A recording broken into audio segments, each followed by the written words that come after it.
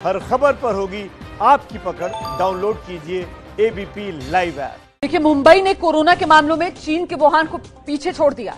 Wuhan से ज्यादा मामले मुंबई में इस समय हो गए, लेकिन क्या दिल्ली भी वुहान की तरफ बढ़ रही है? क्या बहुत जल्दी दिल्ली भी वुहान से आगे निकलने वाली है? इसी पर जानकारी के लिए सीधे रुक करते हैं। इस समय दिल्ली से मेरे साथ मेरे दो सहयोगी मौजूद हैं, अंकित गुप्ता मौजूद हैं, जैनेन्द्र मौजूद हैं। अच्छा, आप देख सकते हैं इसके अलावा हमारे साथ मुंबई से अजय दुबे भी बने हुए हैं और साथ ही अहमदाबाद से रौनक पटेल मेरे वरिष्ठ सहयोगी हमारे साथ मौजूद हैं। मैं मुंबई और अहमदाबाद आपको लेकर चलूं, उससे पहले जरा जल्दी से पहले बात दिल्ली पर करते हैं और अंकित गुप्ता से जानते हैं, क्या अंकित दिल्ली वुहान को पछाड़ने में तैयार इस समय नजर आ रही है?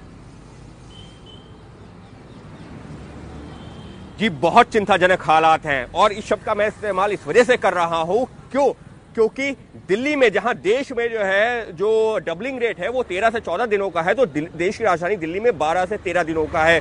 जहां देश में रिकवरी रेट 50% से ज्यादा हो गया है, वहीं देश की राजधानी दिल्ली में आज की तारीख में भी रिकवरी रेट यानी कि जो लोग स्वस्थ हो रहे हैं वो 38% के आसपास है। और अभी आपने मुंबई का जिक्र किया था, मुंबई का भी रिकवरी रेट जो आपने बताया है करीबन 44% है, लेकिन दिल्ली में 38%। यानी कि यहां पर मामले तेजी से बढ़ जरूर रहे हैं, लेकिन जो लोग स्वस्थ होने वाले हैं उनकी संख्या उतनी तेजी से नहीं बढ़ रही है और इस वजह से चिंता का विषय है। और इसी वजह से कल उप मुख्यमंत्री मनीष सिसोदिया हो या आज मुख्यमंत्री अरविंद केजरीवाल लगातार यही कह रहे हैं कि अगर इसी गति से मामले बढ़ते रहे तो वो दिन दूर नहीं जब दिल्ली में मामले 5 लाख तक पहुंच जाएंगे, तो वुहान तो काफी पीछे छूट जाएगा। नहीं, बात यह है जैनेन्द्र की दिल्ली में मामले 5.5 लाख पहुंच जाएंगे जुलाई का आखिर आते आते। यह आंकड़ा तो बता दिया जाता है दिल्ली सरकार की तरफ से, लेकिन दिल्ली के अंदर स्वास्थ्य को लेकर तैयारियां किस तरीके से की जा रही है कोरोना के खिलाफ जंग में, इस पर चुप्पी साध ले जाती है। यहां पर दिल्ली वर्सेस बाहरी का मामला उठा दिया जाता है और सारी जिम्मेदारी दिल्ली सरकार जो है वो कहीं ना कहीं केंद्र पर डालने की कोशिश करती है और प्रेस कॉन्फ्रेंस में आकर कहते हैं कि साहब मिलकर लड़ाई लड़नी है कोरोना के खिलाफ। ये कैसी राजनीति? देखिए रोमाना, बिल्कुल जो सवाल है उनका जवाब इसलिए नहीं मिलता क्योंकि जिसे हम और आप प्रेस कॉन्फ्रेंस कह रहे हैं ना, दरअसल वो मुख्यमंत्री का संदेश होता है।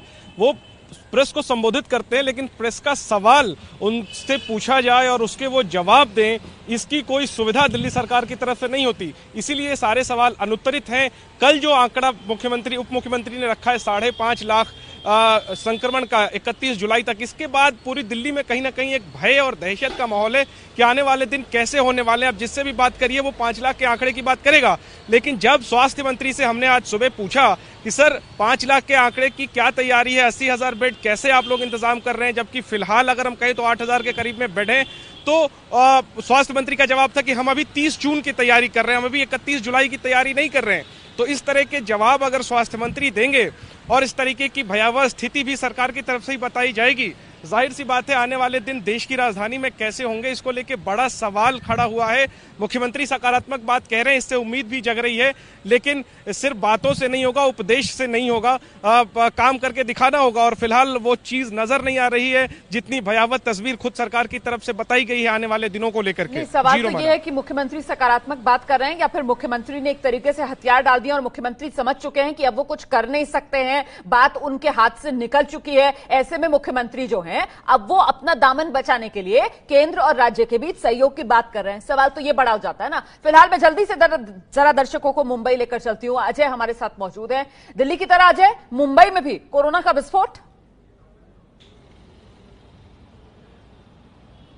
जी, वुहान का जो आंकड़ा है वो तो मुंबई ने पार कर ही लिया है और ये जो हम बात अनलॉक को लेकर चिंता की कर रहे हैं वो चिंता केवल हमारी एबीपी न्यूज की नहीं है, बल्कि जो मेयर है वो भी एबीपी न्यूज से यही कह रही थी कि ये डराता है जिस तरीके की अनलॉक के बाद भीड़ सड़कों पे दिखाई दे रही है। आप किसी भी हाईवे पे निकल जाइए, किसी भी एक्सप्रेसवे पे, किसी भी मुंबई के उस रास्ते पर जिससे आम दिनों में आप गुजरते थे, जोरदार ट्रैफिक है, जोरदार भीड़ है। बेस्ट की बसें ट्रांसपोर्ट के साधन के तौर पर उपलब्ध है। उनमें नियम बनाए गए थे कि 2 सीट पे 1 आदमी बैठेगा, 5 आदमी केवल खड़ा होगा। सारे नियम धरे हुए, भर भर के लोग बसों में ट्रेवल कर रहे हैं, तो चिंता तो इसको लेकर बनी हुई है। इस बीच जो नए आंकड़े निकल के सामने आ रहे हैं, पढ़ते हुए ये आंकड़े हैं, पर इन आंकड़ों को अगर आप अध्ययन करेंगे तो पता चल रहा है कि एक सकारात्मकता इनके पीछे छिपी हुई है। 44% जो है सुधार के रेट है, 3% है वो बेहद कम आंकड़ा इस समय जो कोरोना से प्रभावित मृत्यु दर है उसको लेकर बताया जा रहा है। लगातार सुधार हो रहा है। जो बीएमसी है वो ये बता रही है कि तकरीबन जो 7,000 से ऊपर लोग हैं उनको इस समय क्वारंटीन किया गया है उन 7,000 लोगों को, उसके अलावा जो फैसिलिटीज है वो तैयार हैं। तो बीएमसी का दावा है कि वो तो अपनी तरफ से तैयार है, पर आम लोगों को मन में ये चिंता, मन में ये डर है जिस तरीके से अनलॉक की भीड़ सड़कों पर आई है, आंकड़े बढ़ेंगे। जी नहीं, दावों पर तो इस वजह से यकीन करना मुश्किल हो जाता है ना कि जब जरूरत पड़ती है और आम आदमी जब पहुंचता है कोई सुविधा लेने के लिए इन हालात में अस्पताल में, तो वहां पर किस तरीके से उसको दर दर भटकना पड़ता है। क्यों इसी तरीके की तस्वीरें जो हैं वो लगातार देश के अलग अलग शहरों से सामने आ रही है। लॉकडाउन वर्सेस अनलॉक पर हम चर्चा कर रहे हैं। सीधे रुक करते हैं, आपको गुजरात लेकर चलते हैं। रौनक पटेल इस समय हमारे साथ मौजूद हैं। रौनक, गुजरात में तो हालत ये कि पुलिस वाले 2 सगे भाई अस्पताल न मिलने की वजह से दम तोड़ देते हैं। ऐसे में क्या लॉकडाउन के बाद ये अनलॉक भारी पड़ रहा है देश पर?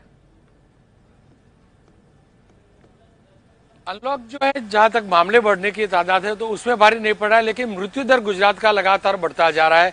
आप अंदाजा लगा सकती हैं कि गुजरात का पॉपुलेशन देश के कुल पॉपुलेशन का 5% है, लेकिन मृत्यु कुल जो हुए हैं वो 17 से 18% है। आप वहीं से समझ सकती है कि कितने तेजी से मृत्यु हो रही है।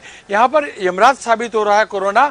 शायद कहीं ना कहीं इलाज प्रॉपर नहीं हो पा रहा है। जिस प्रकार से 2 पुलिस कर्मियों की मौत हो गई, 3-4 वजह अलग अलग प्रशासन बताती रहती है। ये कहते रहते हैं कि एजेड पर्सन ज्यादा है, उनकी मृत्यु ज्यादा होती है, फिर बताते हैं कि वायरस का टाइप अलग टाइप का वायरस है, फिर कहते हैं कि डायबिटिक पेशेंट होते हैं उसके चल के मृत्यु ज्यादा होती है।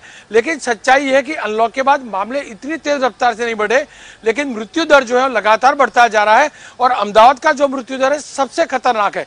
वुहान की तरह, मुंबई की तरफ वुहान तो नहीं बन रहा है, लेकिन मृत्यु के मामले में सबसे ज्यादा चिंता की वजह आप रोमाना अंदाजा लगा सकती है कि 100 में से दिल्ली की तरफ 6 लोग ऐसे हैं कि दम तोड़ देते हैं। कही जा रही है ना कि भाई अहमदाबाद में टेस्ट कितने हो रहे हैं, ये तो आप उठाकर देखिए, टेस्टिंग हो ही नहीं रही है उस तरीके से जैसे देश के दूसरे हिस्सों में हो रही है गुजरात